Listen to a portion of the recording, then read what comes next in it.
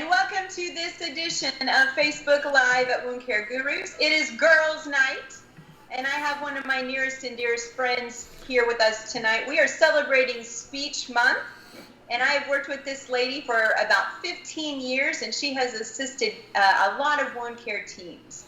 So I want you to welcome, please, the speech therapist, Claire Hillenbrand. Hey, Steve. So good to see you. Good to see you, too. It's good to see your face and no mask. Yes. I'm happy that I can show you my smile with my mouth and not just my eyes. Absolutely, absolutely. Hey, thanks, and happy Speech Month. It's good to have you. It's good to have you. So, well, I appreciate you having me on and thinking about me and my awesome profession. We love speech therapists. Absolutely, absolutely. I can't tell you how many times I've relied on you. I appreciate it over the years. So I thought we'd talk a little bit tonight about the role that speech therapy can play on wound care teams. You know, wound care gurus, we're obviously doing a lot of education, supporting, consulting with wound care teams. So that's what we're going to talk about tonight. And then we'll have some questions kind of at the end of the program, see what the viewers might be interested in, what those gurus are thinking about tonight. Okay. The first thing, I know that many of our wound care teams are accustomed to working with dietitians. And I know you interface very closely with the dietitians. So whilst they may not be used to the speech therapy, kind of tell us about that relationship with the dietitian.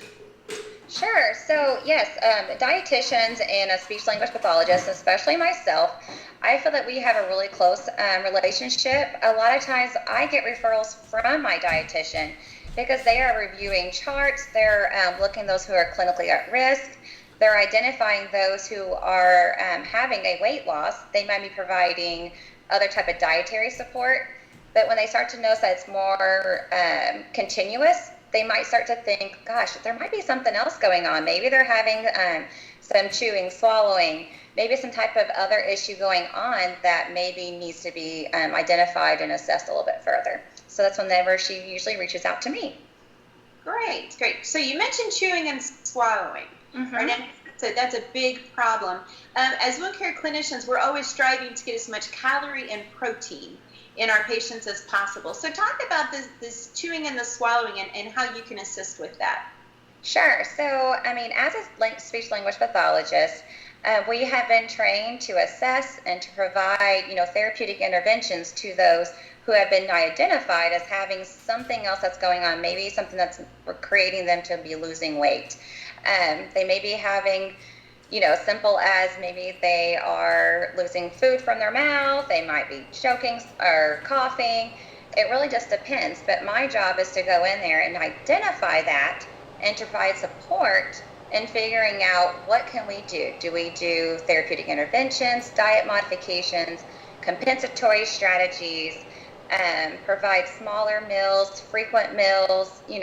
We work together as a team to try to support, the patient.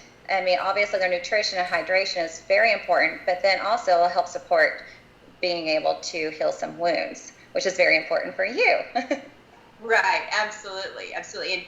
And it's so much easier for us to heal a wound when we can heal it from within and we have the proper nutrition. So you talked about compensatory strategies. Explain what that means to those of us who maybe aren't familiar with the term. Yes, absolutely. So compensatory strategies are just techniques that we can use to support a patient on the least restrictive diet. As a speech therapist, we're trying to improve the swallow. Well, it usually doesn't happen just, in the blink of an eye. Usually we have to kind of work with the patient. So we can do different strategies. It might be as simple as positioning techniques. It might be providing small bites. It might be alternating solids, liquids, alternating temperatures, alternating types of food, just to increase sensitivity, awareness. But we really try to work a lot with, caregivers and being able to support the patient at all meals while I'm trying to provide the therapeutic interventions to improve the patient's swallowing. Great advice. I remember your advice was very successful with Bill after his cancer surgery and radiation, and you said he needs a slick diet, Denise, and we talked about that and adding liquid or adding gravy to things, and now I always make sides of gravy with dry meat and rice and things like that, and it's really helped him, so I appreciate that advice. I know that it works. Yeah, so that's like a perfect example of a technique that is specific for your patient, to his needs. Yeah. Great. So, all right, now another concern of ours for wound care patients is dehydration. So, how can speech therapy help with that? Okay, so obviously if you are having problems swallowing, I don't know if you've ever had liquid go down the wrong way. It is not comfortable. You're coughing, your eyes are watering, your nose is running. I mean, it's miserable. So imagine if you are having that kind of sensitivity every time that you are drinking. Would you avoid drinking? Absolutely. So in that case, a lot of times a speech therapist would go in and identify, why are they not drinking? Why are they not maintaining their hydration? And it very well could be that maybe they're having a type of dysphagia with liquids. And at that point, we would probably try to modify the diet to make it so that it's most appropriate and decrease those types of issues. So we can, change like the thickness of the liquid. There's different thicknesses that we use, and that, dietitians and speech therapists, everybody's kind of familiar on the same page. We have thin liquid, which is what we typically drink every day. And then we have nectar thickened liquid, honey thickened, and then pudding. So if you think of nectar thickened, that moves at the speed kind of similar to syrup. And then you have honey thickened, which is similar to like a honey, and then pudding obviously is pretty self-explanatory. Right. And so they can thicken up any liquid that way? Yes. I'm assuming. Yeah, so you can buy a thickening agent at CVS. There's different brands that you can use. There's powders and there are gels, and you can also actually even buy pre-thickened liquids that are already taken care of. They're already in a container. The caregiver doesn't have to do any guesswork on making sure they have it the right, texture, the right consistency. They can actually purchase it straight from a provider or from a supplier. Okay. So what kind of tests would you do to kind of determine if that chewing, swallowing problem, the liquid problem, how would you determine all that? Well, obviously we can do, like a speech language pathologist, we can do bedside assessments. Mm-hmm. However, there's a more objective test that can be done. There's a few. One of them being a modified barium swallow study. There's also a FEES, which is using a fiber optic endoscope. And there's also, well, that's about it. Typically, those are the two that we use. Those are the two main ones. Okay. All right. Good. Okay. Great.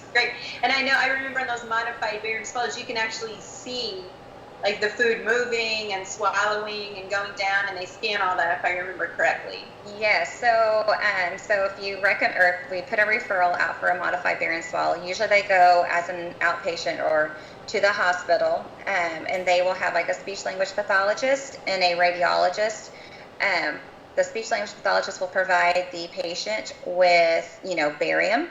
There'll be liquid barium of different consistencies so that we can test what's the best and what's most appropriate. And then they also actually have paste that we put on solids, or that we mix in with solids, so that we can test that as well. And we also they do barium pills, so we can see how they are able to manage pills. But they will look at the oral phase, the oral pharyngeal, and they'll also actually scan the esophagus, the esophageal phase, as well, and see how food liquid is passing through that, to see if they need another referral to maybe look at the esophagus if there's more issues. So yeah. Then when you say oral and oropharyngeal, what are you looking for? So in the oral phase, you're looking at more of the movement in actually your mouth. Like, how are they chewing? How are they maneuvering the food within their oral cavity? Mm-hmm. And then you also, like if you talk about your oropharyngeal, it's further back in your mouth. It starts at the base of your tongue and then the rest of the way. So we kind of look and see how airway protection is happening at that level. Great. Great. Awesome. Awesome. Thanks for the tips. So, all right. Another thing that we're always looking for is malnutrition in our patients. So kind of talk about that, some signs, symptoms, and what we can be looking for. Okay, absolutely. So obviously, like we were talking about earlier with the dietitian, a lot of times that she will signal to me if there is a significant weight loss over time. For example, it's 5% over 30 days, and then that 10% over a period of less than 6 months. So that's always kind of one of those triggers that will maybe alert the dietitian that maybe something more is going on. Also, they may have a lack of interest during meal times. They may have a loss of muscle mass or tone. They might be complaining, or caregivers feel like they're so weak. They don't have any energy, constantly fatigued. Different things like that might be an early indication that maybe something else is going on here. That makes sense. That makes sense. Even lethargy, right? Mm-hmm. Okay, let's shift focus then a little bit, and let's talk about cognition, because I know that's a big part of your caseload, a big part of what you work with. So tell us about cognition and how that works in the wound care world, and how you can help us with patients that might have cognitive deficits. Okay, sure. So, cognition, it's a big area. However, working with, as a clinician, and you're trying to communicate and trying to get a patient to be able to be safe and help manage a wound, we always look at attention, and then we have their reasoning abilities, their problem solving, that safety awareness, and of course, memory. That's a big one. A lot of people are really tuned into like memory deficits right now. And then also we have the visual spatial abilities. That's another area of cognition. Explain to me about visual and spatial. Well, that's kind of how, for example, if you can't, their visual field, any type of neglect, their spatial awareness. A lot of times some of that can be indicated. Maybe they'll have some falls, running into things, and being aware of their space, where they are within their environment, and how they're moving within their environment. So conceivably, they could have a wound, and if they have neglect to that side in a short-term memory loss, they could even forget they had a wound there. I'm thinking about some patients now, and the light bulb is going on in my head about now I understand, right? Yeah. So if they're not aware of certain areas with their body, or they're not aware of their person within the environment, yeah, definitely could create some wounds and some neglect of those body parts within their space. Okay. All right, great. Help me then imagine, if you will, that we've got a clinician. Let's say it's a home health nurse, right? And they're working with the patient at home, and we know how a lot of our home patients are right at that cusp of just barely safe to be at home and maybe having some memory loss. How can we tell what is safe for them, and maybe can they do their own dressing changes? How could we determine all that if we didn't have access to a speech therapist? Okay. Yeah. So, one of the things like with memory loss, and a lot of those early indication that maybe they're having some short-term memory loss that caregivers would potentially notice would be the person is asking some of the same things repeatedly, or maybe telling you the same story frequently. And maybe are, losing track of time of the day, or even the day of the week. That you may be missing medications. You may notice that maybe their pill box hasn't been followed very well. Maybe skipping around days or time of the day. That may indicate some short-term memory deficits. And then, you would be able to see, like, are they able to follow or remember certain steps that maybe you provide.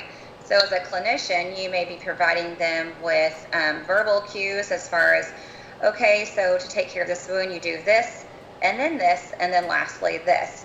And you may ask them to repeat or demonstrate.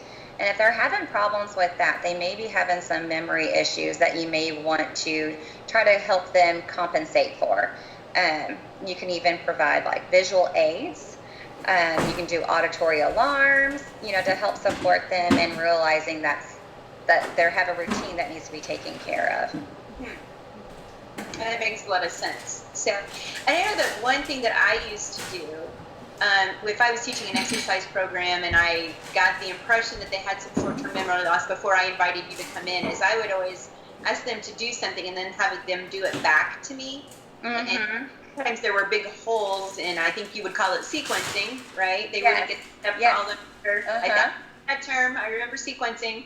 I know that was a big help to me, and I could even put in my documentation. And at that point, they were able to return demonstration of maybe 50% with, and then you taught me cues. There's verbal cues, and there's tactile cues, and there, visual cues, and there's multiple, all of that strategy. So that was always very helpful to me and helped my documentation a lot whenever I was working with those patients. Yes, absolutely. And you can always, with that documentation, you can always demonstrate progress, over time. Maybe they're able to complete something a little bit more independently based on that repetition, kind of digging more into that procedural and that long-term memory as well. So, yeah. If we were teaching a patient something, okay, and let's say we're working with them over a period of time, so, and I'm imagining again a home health situation, right? So a nurse comes in and teaches, and maybe there's, not great follow through, and the nurse comes back and teaches again. At what point, does testing need to be done, or how many visits do you think, like, they should have comprehended this by this point, there may be an issue? Kind of what's your thoughts there?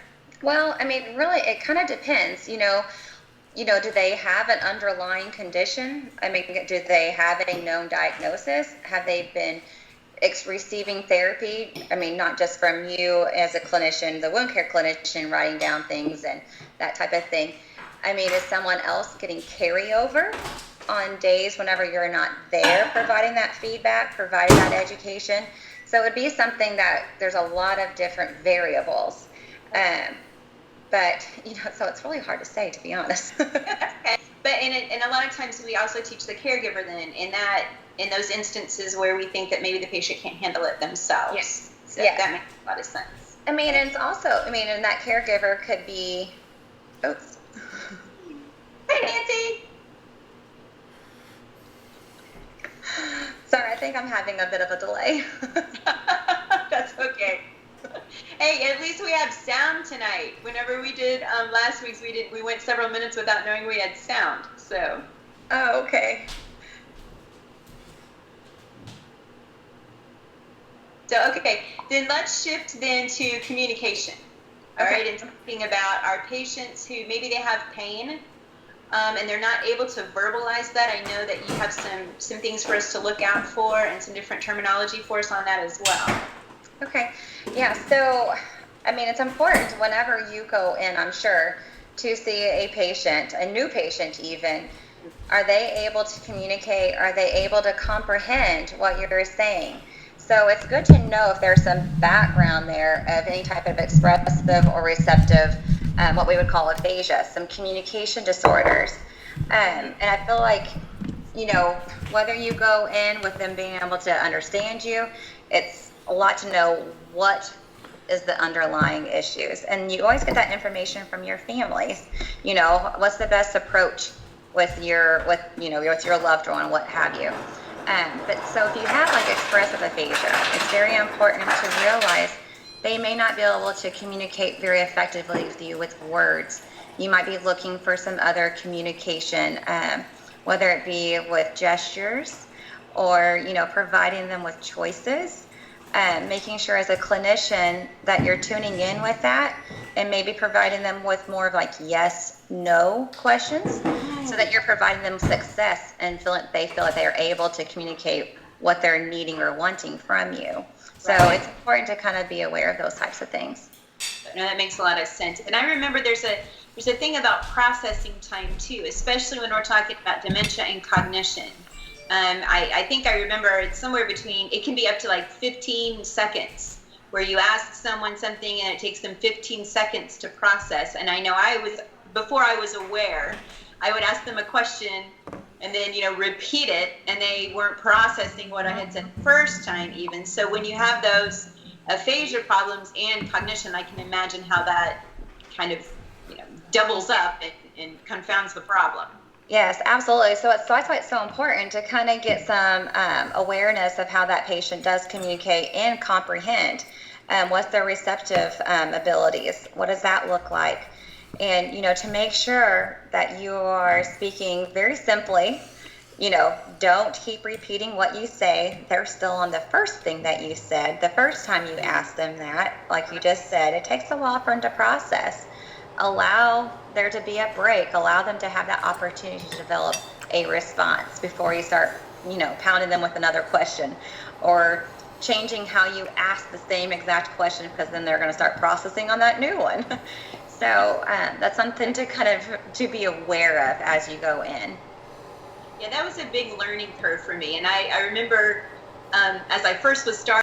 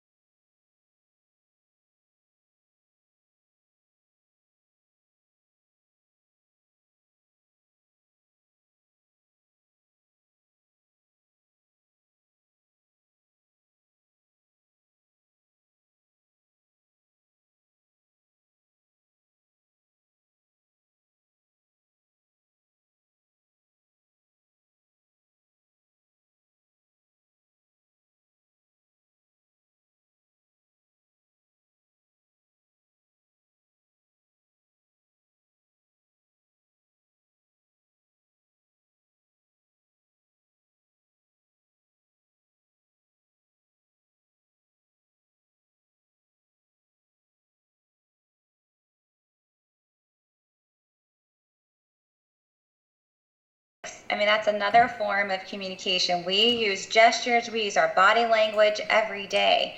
Gosh, I'm using body language like all the time right now, because you can only see from here up on me all day long. So I have got to use smile in my eyes all day. Everybody like this, right? I'm talking with my eyes. Right? Yes. So using that body language is so important, but also to be aware and to be able to read someone else's body language. So if you're saying that there's a patient that is having problems with communicating, or maybe they have some form of dementia, type of thing, it's really important to make sure that you are aware of that body language, whether it be grimacing, whether it be, moving away from you, not making eye contact with you. All those types of things might be indicating that maybe there's some type of pain. Obviously, you guys probably use the visual scale all the time, So that's very supportive and a good visual aid. Also, we have, as a speech language pathologist, a lot of times I develop communication boards for patients who do have a hard time communicating effectively with staff to be able to communicate their wants and needs. Okay. And so is that communication board, is that fairly generic? Can you customize it? What kind of things did you put on it? I mean, I typically use a very generic form, because I feel that making it more tiered to my individual patient and that patient's need is most important. So a lot of times I will even, I have it's a program to where I can go and choose different photos, and then I put them on a bold background to where there's a lot of depth perception or that contrast, so that if you have any low vision patients, they're able to see that, and it's in black and white. And I will really pretty much customize whatever they're typically requesting, or the nurse is stating that I never know if he's in pain or if he needs a pain med or if he's tired, so I have, generally will have, I'm in pain, I want bed, right. And then you have like your yes and your no. Okay. And you can always move through body parts after that. Okay, that makes a lot of sense. So let's look at our chat box. I'm going to throw my glasses on real quick so I can read the smaller font and see if we have any questions tonight. Okay. So I've seen some people check in. All right. Okay. Hi, Lorena. Hi, Nancy. I know we had a couple people All right, great. Does anybody out there have any questions for Claire while we are talking tonight? Hi. Complete strangers asking you questions, right? Worse than me when I'm picking. I'm typically used to, random questions, so it's okay. That's one of the great things is you can fly by the seat of your pants. I appreciate that. There are many times that a family member just walks in and you're in the middle of whatever and you're like, okay, here's the way we're going to go now. Let's address the family. So yes, the great thing is, I love what I do. I have passion for what I do, and I love taking care of my people. So. All right. Hi, Donna. How are you tonight? It is great to see you, right, and hear from you. Hope everything is going well there in Texas. So we have a little bit of delay, and were there any questions before we let Claire off the hook here? I do have a question. What do the C's stand for? I've always wondered what the C's stand, because you are MSc, CC, SLP, and I know SLP is speech language pathologist, but I never knew what the C's were for. So it's our certificate of competence certification. It's like we have to be at the end after we graduate. You have to be competent in so many different areas. So I see. So it's I understand. Okay, competency. Great. Okay. Clinical. Anything else? Is there anything else that you can think of, Claire, that we haven't touched on that you want to share with us tonight? No, I mean, just that, identifying, someone who is having a swallowing disorder, it can be very easy, very simple. There's as easy as, obviously everybody knows the coughing, the choking, but it's, someone who's maybe having recurrent lung infections or respiratory infections, they put antibiotic, but gosh, they just keep getting sick. They keep getting another pneumonia, another lung infection.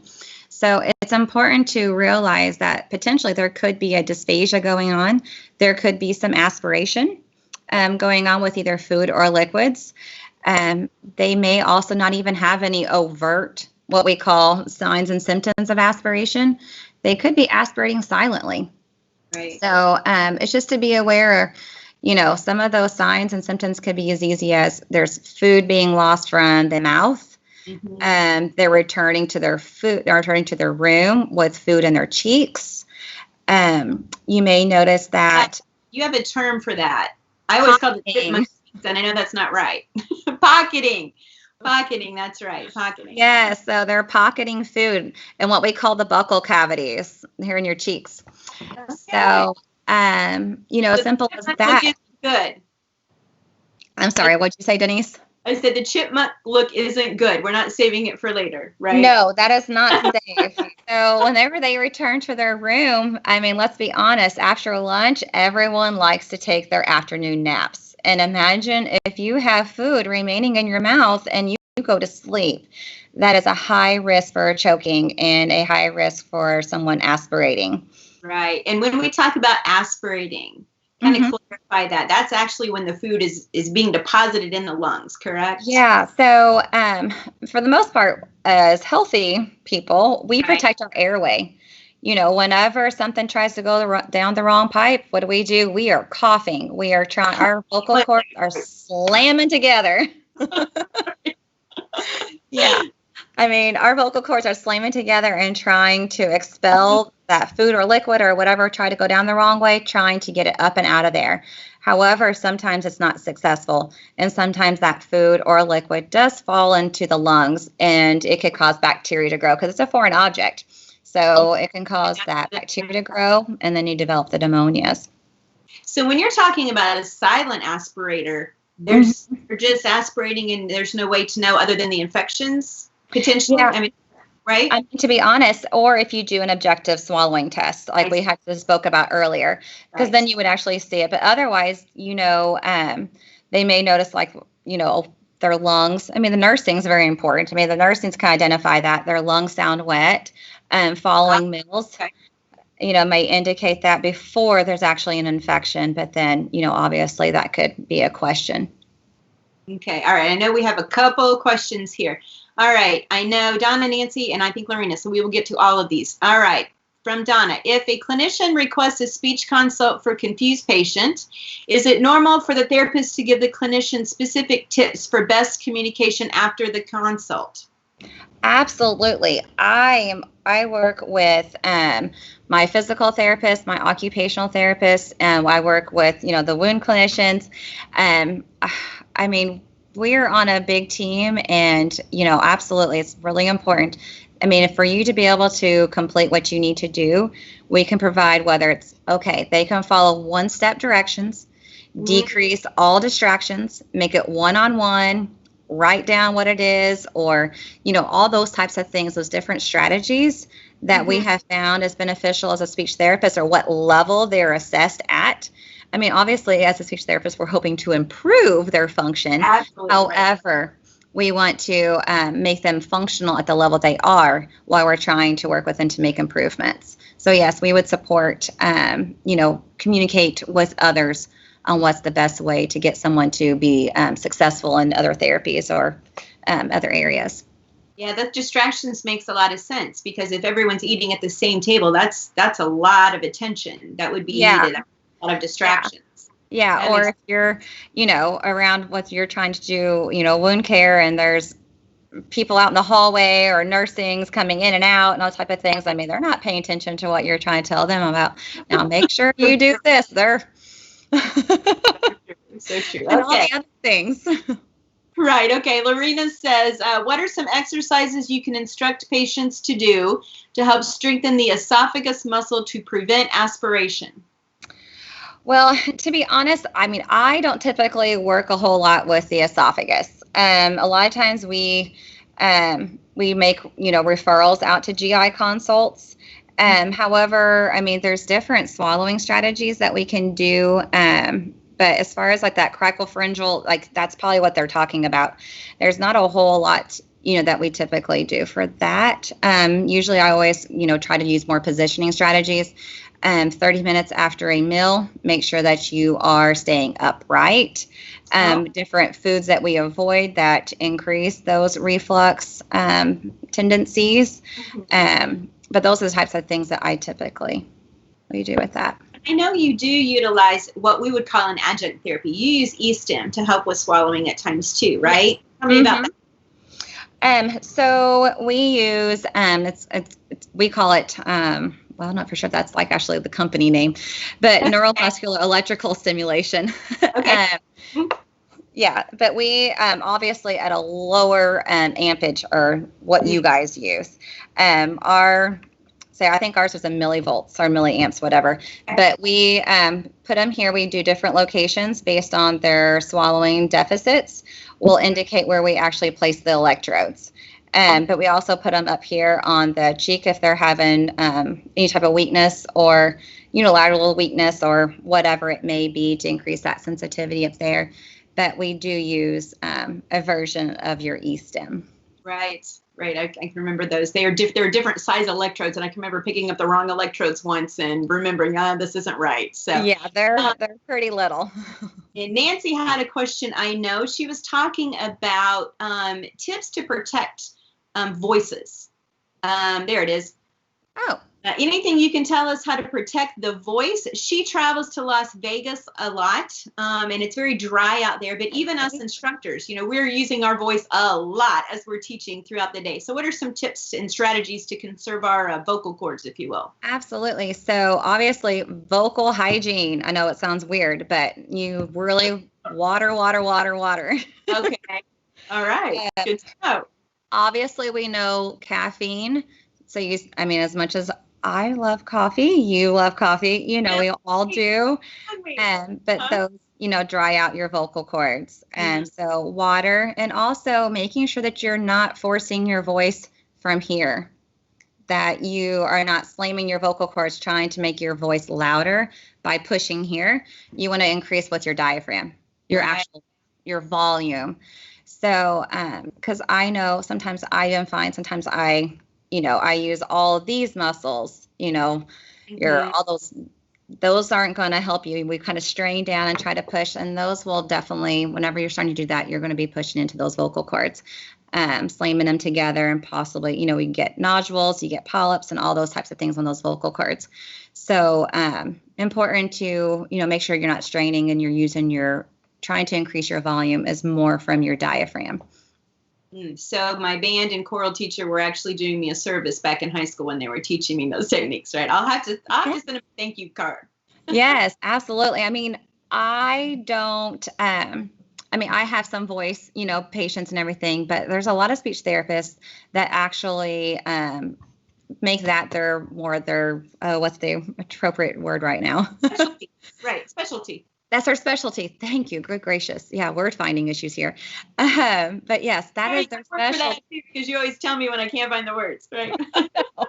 And here I am like, what is that word? But yes. Someday, I understand. Yeah, but that's, a lot. There are speech linguist pathologists that, specialize in voice. So good to know. Good to know. Okay. All right. I think we are getting close to our time. I'm not seeing any other comments. Claire, I just want to say a big thanks. First of all, Happy Speech Month. I'm glad we got you on here in May where we could celebrate together. Well, thank you. Brought you some donuts. I know that is your favorite thing in the world. But I just appreciate your expertise and sharing with us, because I know there's so few therapists working with wound care teams anyway, let alone a speech therapist. So, hold on. Got another one. Oh, good. Another question.